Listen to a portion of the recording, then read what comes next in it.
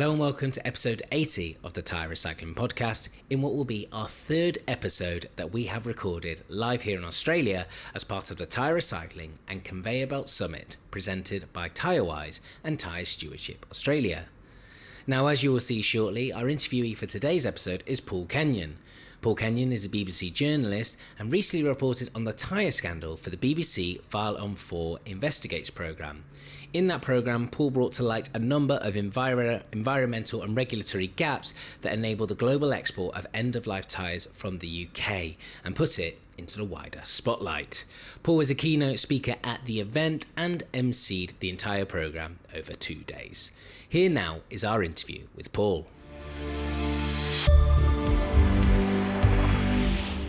Thanks for joining us today for episode 80 of the Tyre Recycling Podcast, live from Melbourne, Australia, from the round-trip Tyre and Conveyor Belt Recycling Summit, organised by TSA and Tyreswise. I'm here with Paul Kenyon from the BBC for this episode. Paul is a BAFTA-winning journalist and author who has reported from conflict zones around the world for the BBC Panorama and has written several books. As far as Tyre Recycling is concerned, Paul recently reported on the Tyre Scandal for the BBC File on 4 Investigates programme, which exposed the environmental and regulatory gaps in the UK, enabling the global export of end-of-life tyres to poorly regulated facilities abroad, primarily in India. Paul, thanks for joining us today.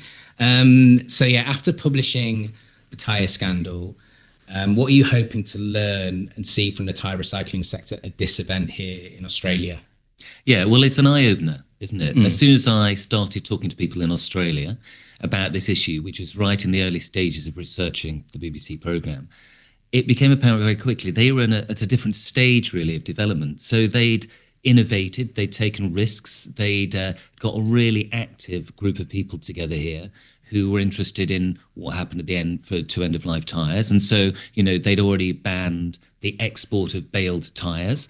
They'd already got the ear of government in a way which we don't seem to have done so much in the UK. So I would say that somehow, I'm not sure how, they seemed at a more advanced stage, which was at the beginning of the research for this BBC programme. It was useful for us because it just meant that we've got a sort of we've got this bedrock Australian organisation which we can say, why haven't we managed to develop that far?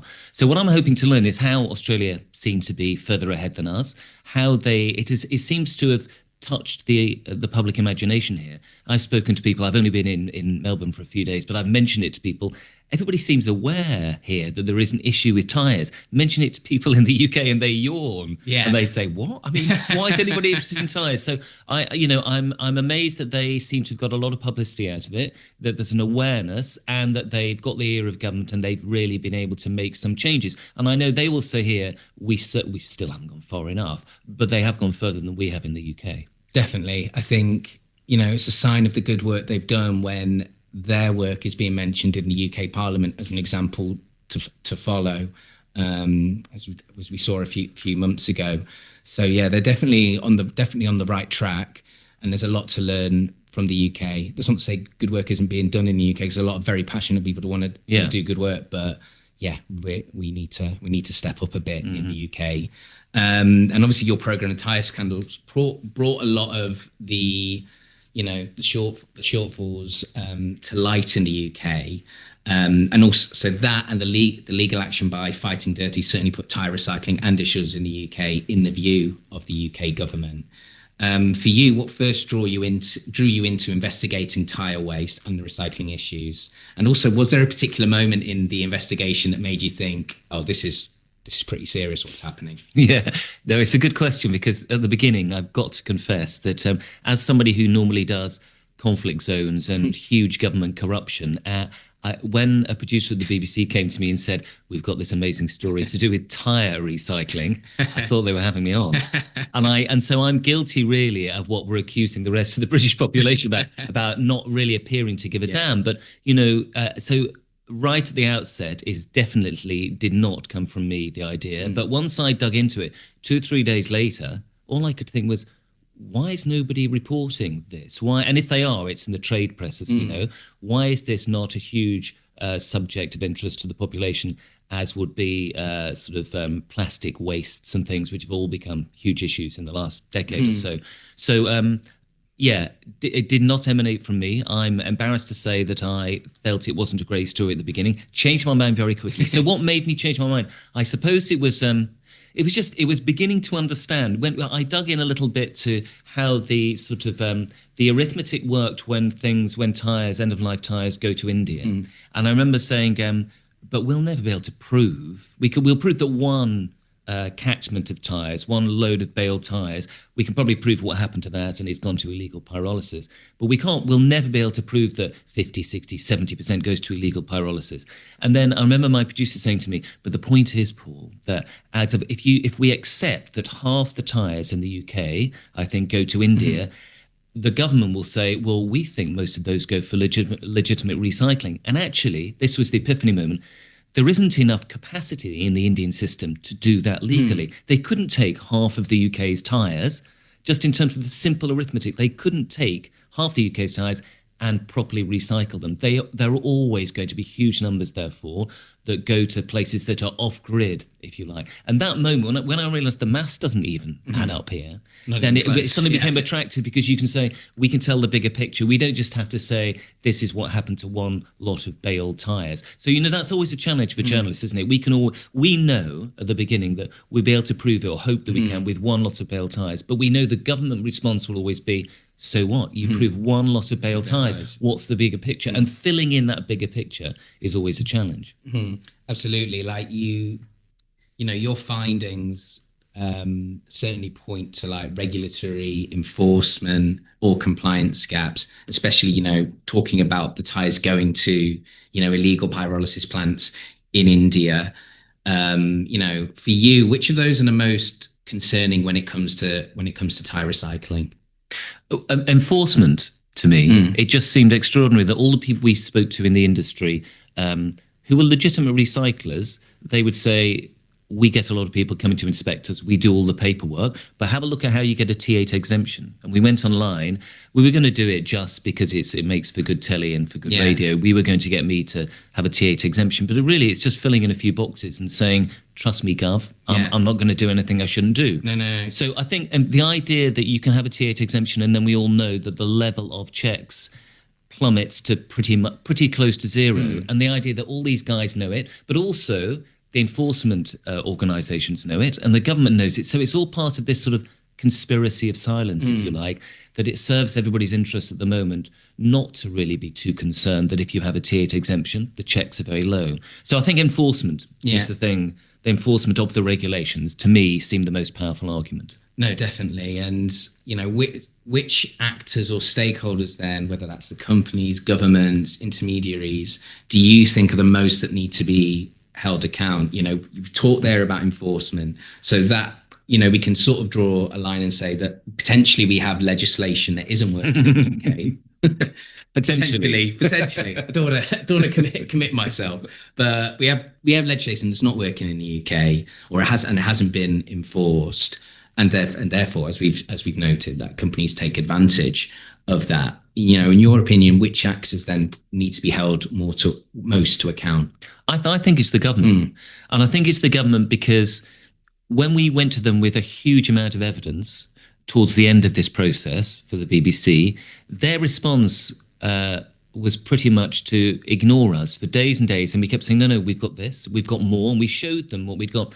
They were so dismissive. And then to come back to us, I've dealt with government responses to investigations I've done journalistically for years, and I thought this was the most dismissive series of responses from the government I've ever come across, which was along the lines of, we're doing everything we can, we've got strict controls. So we're saying, look, here's evidence you haven't got strict controls. And the government's coming back and saying, we have strict controls. I can't tell you how annoying that is. Yeah. So we have strict controls, and we're doing everything we can for the environment. It's such hollow word. So it made me really quite cross late on in the process that they wouldn't even take it seriously. And now I know that there are lots of bodies and pressure groups within this industry who've been saying this to the government for the last decade and have got similar responses. It's just normally if you get something that is going on mass media, i.e. the BBC, and then you go to the government, you expect to get something meaningful back. There was nothing of meaning.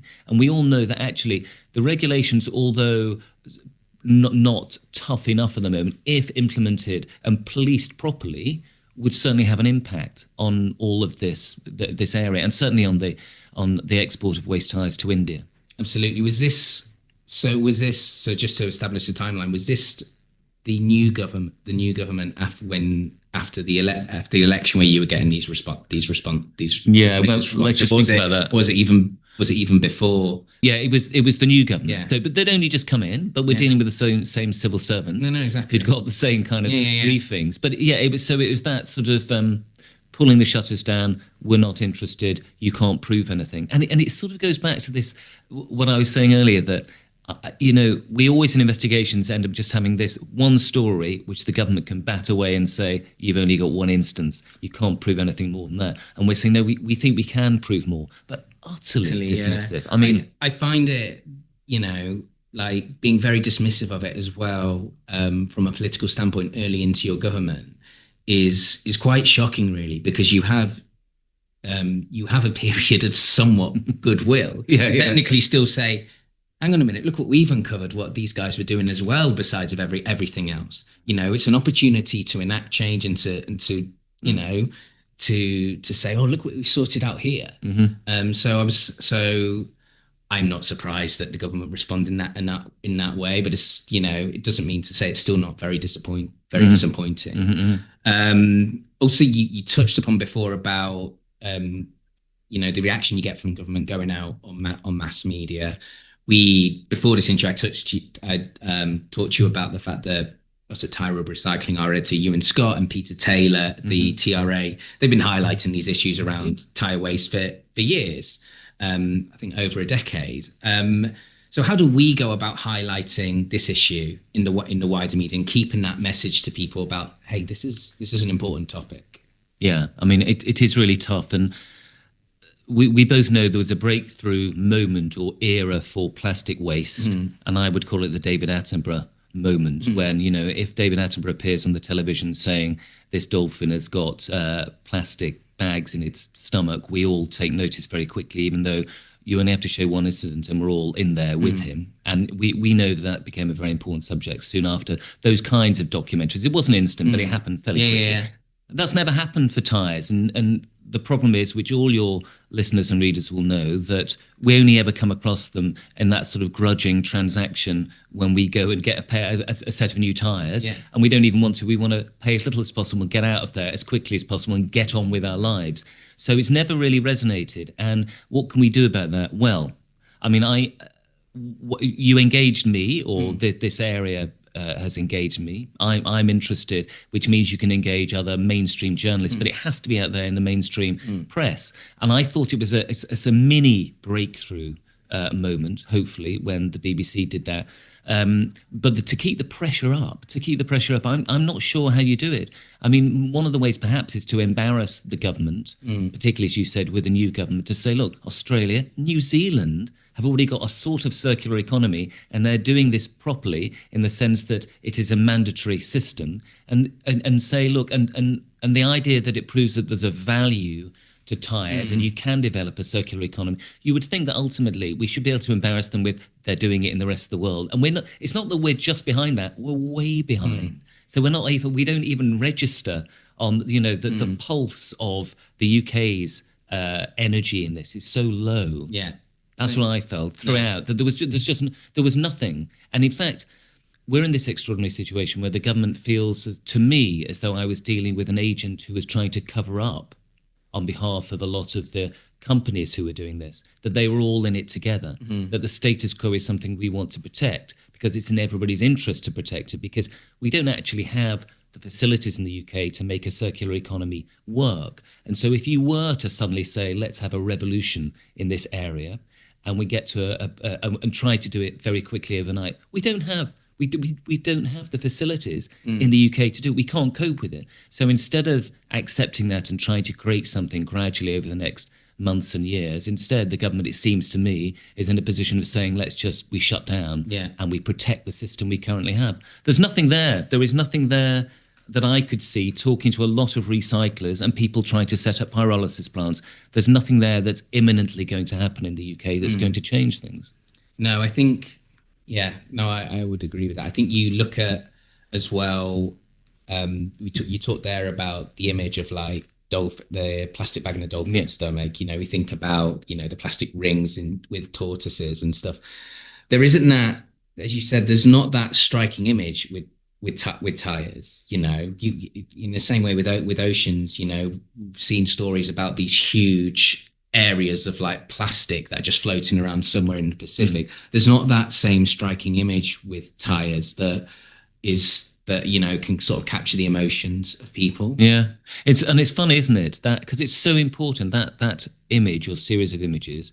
And what we got was the place where our Tyres and the program had gone to in India. The scene was one of devastation. I mean, these were illegal pyrolysis plants that were, there were black pools of tar and carbon black, and there were kids playing in them, and there was huge toxicity in the air because the trees and the crops were dead. I mean, the images to me were powerful, but somehow it's almost as if in the UK we say, well, it all feels a long way away. It all feels a long way away. And if that were, I don't know, on a farm in Gloucestershire, maybe we would all respond in a different way. But I've just got a feeling that we all think, well, it's not really affecting us. Even I'm not sure many people would articulate it like that, but it's just there as a sort of instinctive reaction. Those shots look bad, but it's very distant. Yeah, it's very distant. I remember seeing similar reports. I think it was on Sky News about plastics being transported out of the UK to places like Malaysia, in India and China. And as you said, I think it's a similar thing. It's like so far away. Yeah. Why should I care about this? And so what do you think? I mean, how can we change public opinion about that? Because what we did was helpful, I hope. Yeah. But I don't know where you go. It was very helpful. I'm not sure how we can change public opinion. Like it's interesting you note about your reaction to getting the story. I'm forever telling people I work in Tyre Recycling. And the reaction isn't overwhelmingly, it's really interesting. And then I'm forever like explaining stuff, and people find it more interesting the more you talk about it. But I think it's a difficult one to sell to people. I also believe that once the problem, you talk about the distance thing, I think once the problem becomes on people's doorstep, like not like in a field like 5 miles outside their town, but right outside their front door, I think that starts to make a big impact, I think. And people start to care. And it's also partly because people see this issue as regulatory. There's something in there that that the government has to sort of enforce, and that maybe some wording somewhere has to be slightly changed, and it'll all be resolved. But of course, there are things like that they've done in Australia, like banning the export of baled tyres, which are sort of shortcuts, I would think, from my position as pretty much a layman in this. There are things you can do which are pretty revolutionary. You do that, and that will definitely have an impact. So we've got to ask ourselves why the government isn't prepared to do that. And my position would be, from having done this one programme, the government isn't doing that because, again, it wants to protect the current situation because it's not in their interest to have any profound change at the moment. How do you think then we can build support for domestic recycling in the UK? As you said, with the government simply allowing these waste exports with minimal controls. Obviously, tyres aren't the only issue. There's other waste streams as well, which are valuable resources that could be used in other sort of sustainable projects as well. So would you have any thoughts on how we can build support for domestic recycling sectors in the UK? It's so difficult. It is really difficult. And as a newcomer to this, it seems to me to be all about, it doesn't sound very sexy, but it is all about education. Yeah. So, 10, 15 years ago, the idea of subdividing our household waste into different categories. I mean, I was one of those who kept saying, I'm not going to divide up each baked bean in my rubbish into a different kind of, and it seemed very alien. And that was pretty recent, really, if you think about it. So the idea, we should be able to educate people so that when I go and have my grudge purchase of tyres, that I am thinking I want to press the person here who's selling them where they go next, what's going to happen to them. It had never, I didn't even know there was a surcharge. It's all kind of hidden there. And so you go through this sort of routine of getting your tyres changed. And I just wonder if somehow there's no solution coming from me other than everybody I've spoken to since making that programme, I hope I've educated them a little bit into wanting to know what happens to their tyres. And I certainly would. And I've had the tyres on my cars changed since. And I've gone in and said, so where do they go next? And do you know what the garage guy said? I have no idea. No idea. Yeah. And I said, but you're charging me a bit. Yeah. And he said, I don't know. A guy comes in a lorry and takes them. And I said, where? India? Where does he take them? Nobody knows. So I think just that is pure ignorance. And one would think, once you'd started this process, hopefully we'll look back in a decade and say, can you believe it? We didn't actually, nobody even knew where our tyres were going. So I think this is no great panacea, but I think it's something to do with education. Definitely. Yeah. I wonder as well if we should be, when you're buying your tyres, there should be some kind of mandated thing where the sellers are having to say on the documentation and stuff, this is being recycled, so people actually know what's happening, or they have to have some signage or show up in their shops or something. Just something. People might not read it, but at least sometimes some people are going to know that there is some recycling happening to that. It's a bit like a cigarette health warning, in the sense that you put those pictures around, for instance, the kind of stuff that we filmed in India, but you're putting those pictures around saying, did you know there's a possibility your tyres end up here? Yeah. So that, and again, cigarettes, it's 20 or 30 years ago, they started doing that. But those images at the beginning, at least, were utterly shocking, and it definitely had some kind of impact. Whether you smoked or not, we all know what a cigarette packet looks like now. And I wonder if images like that and warnings on tyres, it just begins to break through. No, absolutely. So before we wrap up, like, what's next for you after the Tyre Scandal? Are there any follow-ups planned, or are you doing any other environmental investigations at the moment?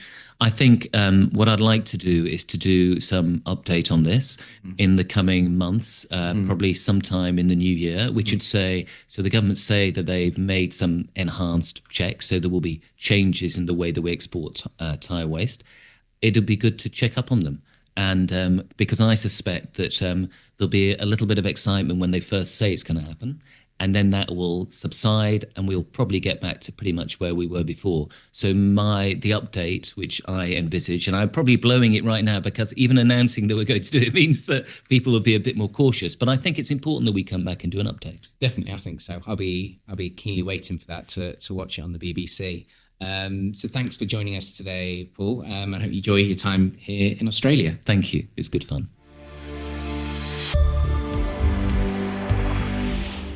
A big thanks to Paul for participating in the latest episode of the Tyre Recycling Podcast and for putting end-of-life tyres into the view of the UK government. We'll be back very shortly with episode 81 of the Tyre Recycling Podcast, where in this episode we are interviewing Barry Takalu, the CEO of CRM Rubber.